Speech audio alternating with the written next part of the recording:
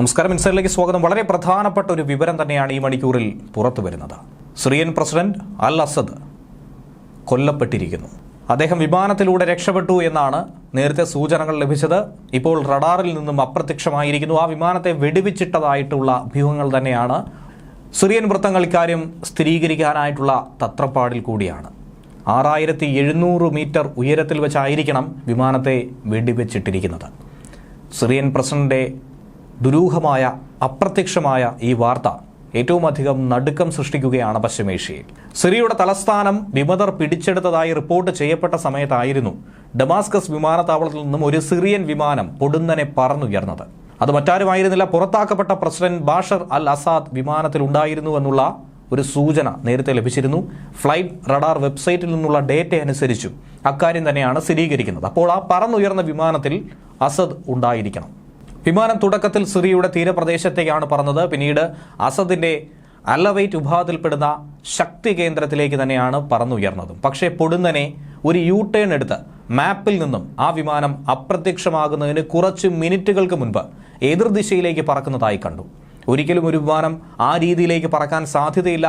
ഒരു പക്ഷേ അങ്ങനെ പറക്കുന്നുവെങ്കിൽ അതിനുള്ള കാരണം ആ വിമാനത്തിന് എന്തെങ്കിലും യന്ത്ര തകരാറുണ്ടായി താഴേക്ക് പതിക്കുമ്പോഴായിരിക്കണം, അല്ലെങ്കിൽ ഒരു ആക്രമണം ഉണ്ടാകുമ്പോഴായിരിക്കണം.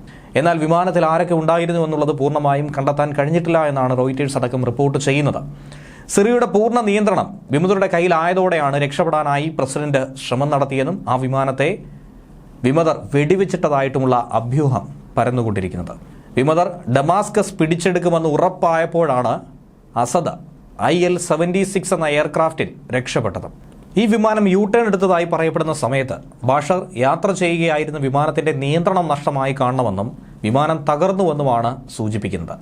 റഡാറിൽ നിന്നും അപ്രത്യക്ഷമായ വിമാനം 3650 മീറ്ററിലധികം ഉയരത്തിൽ സഞ്ചരിച്ച ശേഷം ലെബനീസ് അതിർത്തിക്ക് സമീപത്തുള്ള ലെബനീസ് വ്യോമാതിർത്തിക്ക് പുറത്തുവെച്ച് താഴേക്ക് പതിച്ചുവെന്നാണ് open source flight trackers social media account പ്ലാറ്റ്ഫോമിലൂടെ അവർ ചൂണ്ടിക്കാണിക്കുന്നത്. അതിന്റെ ചിത്രങ്ങളും ഇതിനോടകം തന്നെ പുറത്തു വന്നിട്ടുണ്ട്.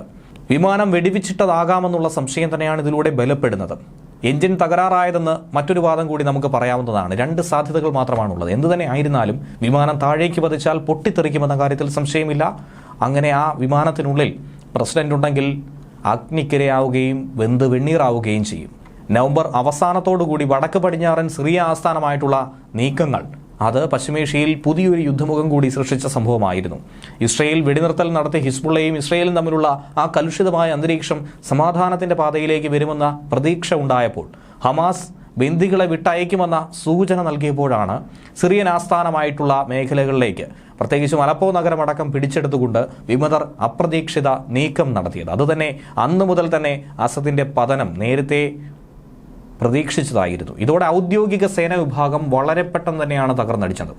അസദിന്റെ സഖ്യകക്ഷികളായ റഷ്യയും ഇറാനും ഈ യുദ്ധത്തിൽ മുൻനിരയിൽ തന്നെ ഉണ്ടായിരുന്നു. എന്നിരുന്നാലും റഷ്യൻ വ്യോമസേന തുടക്കത്തിൽ തന്നെ ഈ തോൽവി മണത്തറിയുകയും പിന്നോട്ട് പോവുകയും ചെയ്തു. ഇതുകൊണ്ട് തന്നെ സിറിയയുടെ വിഷയത്തിൽ ശക്തമായി ഇടപെടാനുള്ള വിമുഖത അവർ കാട്ടിയത് ആദ്യം മുതൽ തന്നെ വാർത്തയായി മാറിയിരുന്നു. അസദ് ഇപ്പോൾ രാജ്യം വിട്ടത് ചൂണ്ടിക്കാട്ടി വിമതർ ഡമാസ്കസ് സ്വതന്ത്രമായി എന്നുള്ള പ്രഖ്യാപനം ഔദ്യോഗികമായി തന്നെ നടത്തിയിരുന്നു. ഡമാസ്കസിലേക്ക് വിമതർ എപ്പോൾ കടന്നോ അതിനുശേഷം അസദിനെ മറ്റാരും തന്നെ കണ്ടിട്ടില്ല. അപ്രത്യക്ഷമായി പോയി എന്നുള്ള വാർത്ത തന്നെയാണ് പ്രചരിക്കുന്നത്. ബഷറിനെ കണ്ടെത്താനുള്ള എല്ലാ നീക്കങ്ങളും ഇപ്പോൾ ശക്തമാക്കുന്നുണ്ട്. ഉയരത്തിലുണ്ടായ മാറ്റവും പെട്ടെന്നുണ്ടായ അപ്രത്യക്ഷമാകലുമൊക്കെ അസദിന്റെ വിമാനം വെടിവെച്ചിട്ടു എന്ന കാര്യത്തിൽ കൂടുതൽ ഊന്നൽ നൽകുന്നുണ്ട്. റഡാറിൽ നിന്നും അപ്രത്യക്ഷമായ ഈ വിമാനം ലെബനൻ വ്യോമാതിർത്തിക്ക് പുറത്തായി വടക്കൻ അക്രന് സമീപത്ത് വെച്ച് 3650 മീറ്റർ ഉയരത്തിൽ നിന്നും 1070 മീറ്റർ ഉയരത്തിലേക്ക് താഴ്ന്നുവെന്നാണ് മനസ്സിലാക്കാൻ കഴിയുന്നത്. അസദ് സഞ്ചരിച്ച വിമാനം തകർന്നുവെന്ന് 3D ഫ്ലൈറ്റ് റഡാർ ഡേറ്റ കൂടി ഇക്കൂട്ടത്തിൽ വ്യക്തമാക്കുന്നുണ്ട്. വിമാനത്തിന്റെ ക്രമരഹിതമായ വ്യോമപാതയും വിമാനം തകർന്നിരിക്കുമെന്ന കൃത്യമായ സൂചന നൽകുന്നുവെന്ന് വേണം മനസ്സിലാക്കാൻ. സെക്കൻഡുകൾ കൊണ്ടാണ് 6700 മീറ്ററുകളിൽ നിന്നും താഴേക്ക് പതിച്ചിരിക്കുന്നത്. അതുകൊണ്ട് തന്നെ വിമാനം തകരുകയല്ല, അത് പൊട്ടിത്തെറിക്കാനുള്ള സാധ്യതയാണ് ഏറ്റവും അധികമായി തള്ളിക്കളയാൻ കഴിയാനാവാത്തതെന്നും ചില മാധ്യമങ്ങൾ അവകാശപ്പെടുന്നുണ്ട്. ന്യൂസ് ഡെസ്ക് മലയാളി വാർത്ത ഇൻസൈഡ്.